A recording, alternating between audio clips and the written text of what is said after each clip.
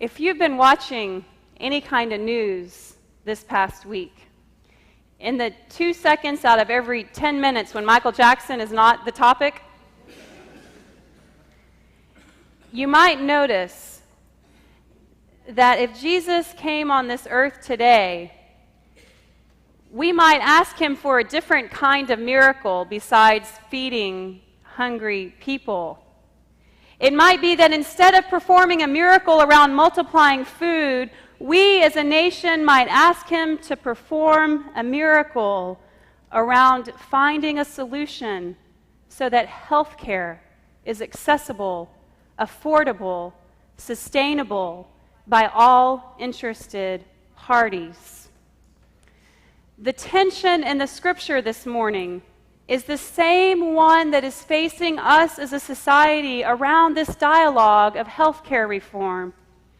Deep down, there is a basic fear within us, and maybe it's an American fear, maybe it's just a human fear, that if we feed someone once, they will be dependent on that food, and then they will learn how to stand in line for the next second meal rather than use that energy to go out and make their life sustainable. And then that will recreate a drain on resources, and all of a sudden someone's universal human right to health care then becomes a burden on the rest of us. So what is this tension about? The tension is part reality. I mean, when people are hungry, they will look for their next meal. And this isn't the kind of hunger that you're going to feel in the next 20 to 30 minutes as your stomachs begin to think that it's lunchtime. This is the kind of hunger that drives you to accept the food that is given away at places like CCS and the food bank and go, I'm so thankful for a pound of rice and a jar of peanut butter today. It is Maslow's hierarchy that you cannot move past physical needs when physical needs go unmet. So part of the tension today is reality. When people are hungry, they are only going to look for their next meal, and that's not what Jesus is about. But part of the tension in the text today is about fear. Fear on our part as the ones who have the power, who possess not living bread, for only Jesus possesses living bread, but we do possess the money and the intelligence to figure out a way that all parties in this conversation, to which each and every one of us are party to it in different ways, can have access to affordable health care. So those who don't have the power have to stand in line and say, Sir, give us always affordable care. There is something more that we Christians can do for our friends and neighbors who have cancer. And not just those who have cancer, there is something that we Christians can do for any person, whether we know them or not, who has cancer, heart disease, depression, Alzheimer's, just about every other disease that pronounces loud and clear to each one of us at some point in our lives, we aren't going to get out of this thing called life alive. And here's what we can do. As Christians, we must care and be part of what is happening on a national level as policy is developed for healthcare reform in our country. And not just care about it as individual taxpayers and how this is going to affect our individual bottom lines. We must come to a place where we can recognize the fear that resides within us so that we can recognize it and allow it to be pushed out of our ways so that we can continue doing the work that Jesus has called us to do. Now, as a pastor, I have sat with many families through this healthcare journey. But as a spouse, let me speak aloud the other stress when a diagnosis is hit. the other elephant in the room that we don't have words for, which is this: you need money to access health care.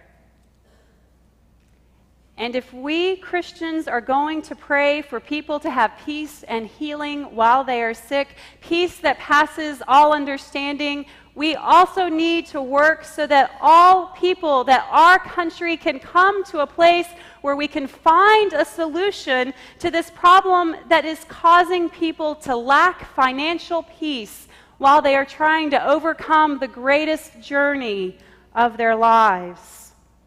You see, this became very personal for our family a year ago when my husband was diagnosed with cancer.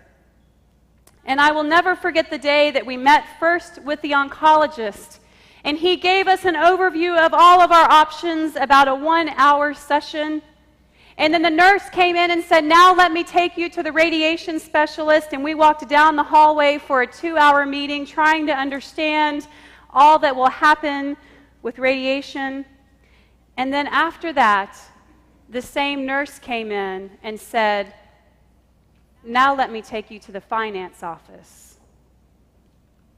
By now, we were emotionally drained, worried, exhausted, and overwhelmed. And we needed the kind of prayers that Christians love to pray, asking for peace and healing for those who are sick.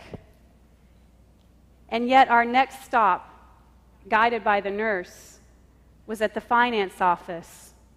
And this person wanted to be as caring and compassionate as she could be, and I would not want her job for all the money in the world. She had to figure out what our insurance would cover, and then she had to look at us and say, "How will you cover the rest of this?" She assured us that the doctors would work with us. She assured us that the hospital will work with us. And then she even pulled a pamphlet of a medical credit card that would help us to finance his treatment at an interest rate of 20%. At this point, we needed the kinds of prayers that Christians don't know how to pray because we don't know how to talk about it amongst each other. We needed prayers for financial peace so that we could even get the peace in this situation. Medical crises should not take families down, but it's not even a crisis that can bring a family down. I'll never forget the day about a year and a half ago when my oldest brother, who's a hospital CEO in Northern California, called me sitting at his desk in tears. For the town's matriarch, a woman who was 90+ years old, had just come into his office to try and work out a way so that her husband could stay present in the facility that he was currently in, even though their life savings was running out. The next option was in a town 100 miles away, and she couldn't drive that far, so she was facing only being able to see her husband once a month when her kids could take her. My brother told me that in tears, this 90+ woman looked at him and said, "How did it come to this? We did everything right." As Christians, there is something more that we can do than make a casserole or send a card or sit in a waiting room. And it is going to require us to muster up all of our Christian training and knowledge and ethical understanding to care about what policies are being made on our behalf. It's going to cause us to sit down and have conversations with people that believe differently from us and disagree with us. It will cause us to surface our fears and release them, but most importantly, it will cause us to get involved. Write a senator, call a representative, get more information, study the issue. In fact, this is who we are at our best as United Methodist, being involved in the midst of major social change.